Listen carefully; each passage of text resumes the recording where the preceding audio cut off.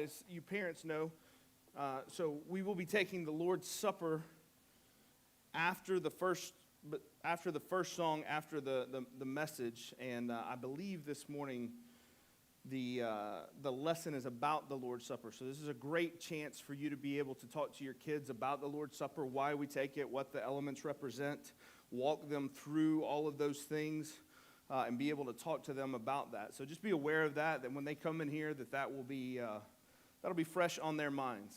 We're going to be in Luke chapter 13. Luke chapter 13, continuing our series, Jesus for Everyone. Finishing up this chapter. This chapter does a great job of kind of setting us up for what is to come, even as we are currently in the season of Lent within the church calendar, or kind of heading towards Easter, whether you officially recognize Lent in your own life, or just kind of head towards Easter and prepare your heart for that. I certainly hope that you at least do that. You prepare your heart for the days leading up to Easter. This is a big part of what our Good Friday service is about, is to prepare our hearts for the celebration of Easter. And this passage does a good job of kind of leading us down that way. We talked about how this portion of Scripture, what I've said is you could call this portion like, this is why Jesus got killed. Because of some of the stuff that he says and what he does, you can just so clearly see how things went sideways for him. And when I say went sideways, it's not like this wasn't the plan. Jesus knew this was the plan. We'll get to that here in just a minute. We'll talk about that.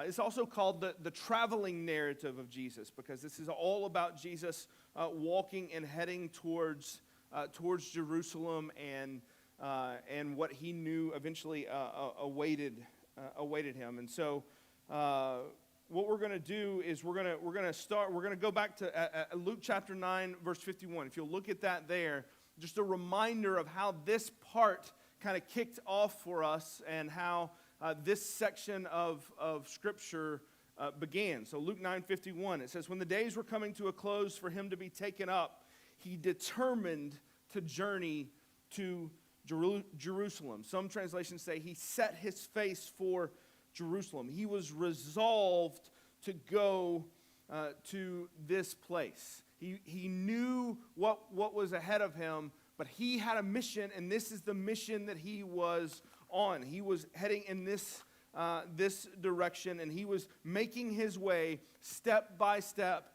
toward this city.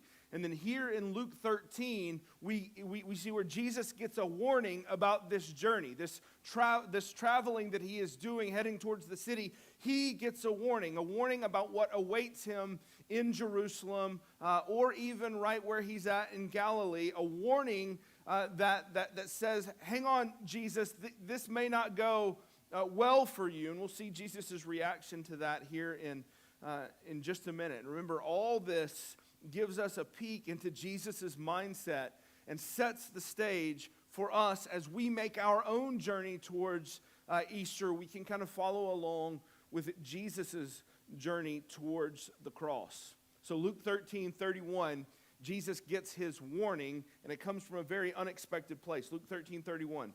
At the time, some Pharisees came and told him, "Go, get out of here. Herod wants to kill you." So some translations say at that very hour. So this is not like a long delay from the teaching that Luke had given us, but this is as Jesus was teaching, some Pharisees come up to him and they say, "Go, get out of here. Herod wants to kill you." Which sounds like a basic warning. Jesus is going about his ministry in Galilee. He gets a tip from this very unexpected place from the Pharisees. Now, he's done nothing but make the Pharisees mad since he launched his ministry. And lately, his rhetoric, as we've seen in the last few weeks, and even going back all the way back before Thanksgiving, we saw how his language, his rhetoric was doing nothing to make friends with the Pharisees. It was only making them more and more angry. And And in fact, we have some places where it says that the Pharisees began to talk amongst themselves what to do about Jesus. How do we get rid of Jesus? What do we do about this guy who keeps saying all these bad things about us? And they had begun to kind of scheme how to get rid of him. And so the conflict between these two parties, Jesus and the Pharisees, was growing and growing and growing. And yet they're the ones that warn him that there is a price tag on his head. Now, we're not really told why they did this. It may be that they were being nice and they were just trying to look out for Jesus. They were trying to be kind to Jesus and say, hey, this is going to go bad. But every single interaction that we've had between Jesus and the Pharisees, there's no indication that the Pharisees would do anything good for him. And as I said, they were looking for ways to get rid of him. And so my best bet is that these Pharisees had grown tired of Jesus' act. They'd grown tired of everything that he had to say, and they just wanted to be rid of him. Now, when it talks about Herod, and they give this warning about Herod, you need to understand kind of how this worked. Herod was a ruler, but he didn't rule everything. He didn't rule all of Israel. He ruled a piece of it. His father, Herod the Great, so think like Luke chapter 2, think of the Herod that had all the firstborn killed whenever Jesus was born. Think of Herod, the one that the wise men met with. That is Herod the Great. That is his father. Now, he had a much larger chunk of Israel under his control, but when he died, he basically broke it up into 4 parts for his sons to take over. So what you want to think is like you had Herod and then governors, and then you had the people of Israel. But then when Herod the Great died, his sons get just a piece of that. And so they all kind of, there's a lot of sibling rivalry that's in there. There's a lot of dicey things that happen in the midst of all of this. And now this Herod that we talk about, we know well. This Herod that is mentioned here in Luke 13, we know him well. And what we know is that he doesn't play around with anything. We've met him earlier in Luke's gospel. He was known as a conniving man. He had gone to visit his brother at one point, and when he went to visit his brother, he decided that he wanted his brother's wife. And his brother's wife seemed to think that was a good idea, and so they left together. Herod divorced his wife, took his brother's wife so that they could marry her, and this is ultimately what got John the Baptist killed, because he had railed against that divorce that Herod had done. He had railed against the adultery with his brother's wife. He had preached harshly about that, and that is what got John the Baptist arrested, and then eventually what got his head put on a platter. Herod was one that would play to his friends at his parties. He was always working for ways to kind of grow his kingdom and take out one of his brothers so that his territory would expand. He did all of these things. He was known to be this type of person. So whenever you get a warning from somebody that says, a guy like this has put a price on your head and he wants you dead, the assumption is that your response is going to be, oh, this is really bad for me, right? The assumption is your response is going to be, I need to do something about this. I've got to get out of here. There's teeth to this warning, right? There's a reality to this warning that makes it more than just kind of idle chatter.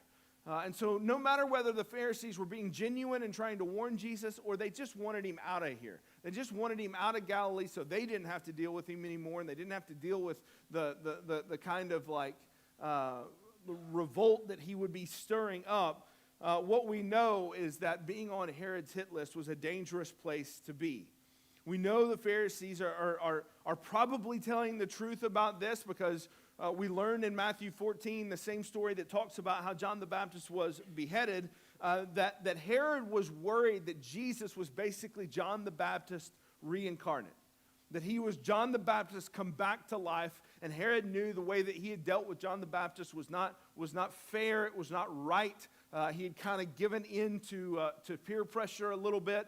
And so he thought, whenever he heard the way that Jesus would preach, Herod had thought, oh, this is John the Baptist come back to life, and he's coming to haunt me, or maybe worse, exact revenge on me for what I had done.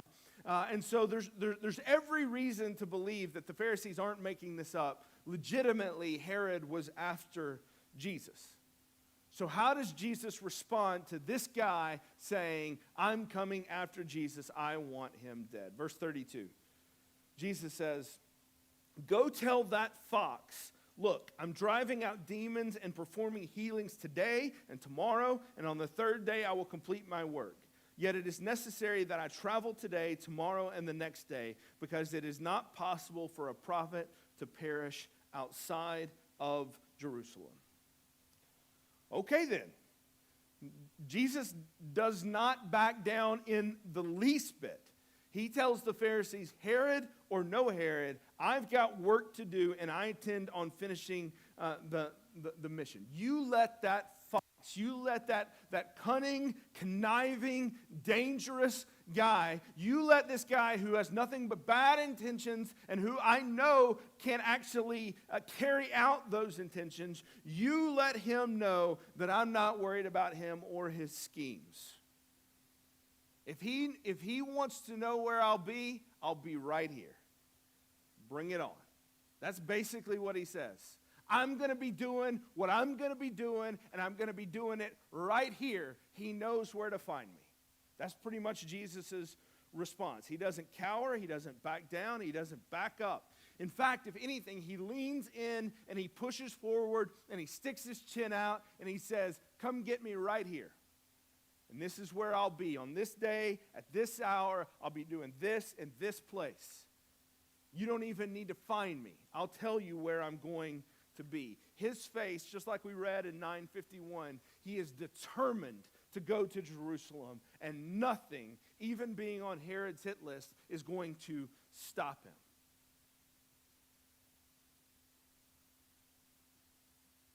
But make no mistake, while Herod coming after him may not be imminent, and we know that he doesn't come after him here in Galilee, Jesus knows what awaits him in Jerusalem. He knows what it will mean if he shows up in that place. It likely means that once he shows up in that city, he's probably never coming out of that city. And Jesus knows that. I love the note that is in the ESV Study Bible. It says it this way, talking about Jesus going to Jerusalem. It says, Jerusalem, the center of Jewish religion and worship, was more dangerous to a true prophet of God than any threats from Herod in Galilee. From the time of David onward, Jerusalem was chosen by God to be the center of worship for Israel and the center of God's unique presence and redeeming work in the world. That's a great summary of what is going on here. And yet, it had become, even though it was designed to be, it was assigned by God to be the center